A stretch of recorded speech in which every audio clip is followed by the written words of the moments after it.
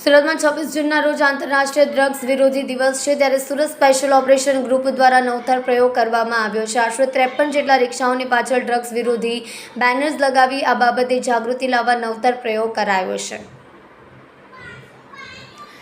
સે no to drugs અભિયાન હેઠળ સુરત શહેર પોલીસ દ્વારા છેલ્લા ઘણા સમયથી ડ્રગ્સ માફિયાઓ પર કેસ કરી રહી છે, ત્યારે બીજી બાજુ લોકોમાં પણ ડ્રગ્સ કેટલું ઘાતક છે તે અંગે જાગૃતિ આવે આ માટે જનજાગૃતિ કાર્યક્રમ પણ કરવામાં આવતું હોય છે। ત્યારે 26 જૂનના રોજ આંતરરાષ્ટ્રીય ડ્રગ્સ વિરોધી દિવસ હોવાથી સુરત સ્પેશિયલ ઓપરેશન ગ્રુપ દ્વારા ખાસ અભિયાન હાથ ધરવામાં આવ્યું છે, જેમાં એસઓજી દ્વારા ડ્રગ્સ વિરોધી જનજાગૃતિ અભિયાન કરી લોકોને ડ્રગ્સના ગેરલાભ બાબતે જાગૃતિ લાવવા માટે પ્રયાસ કરવામાં આવી રહ્યા છે।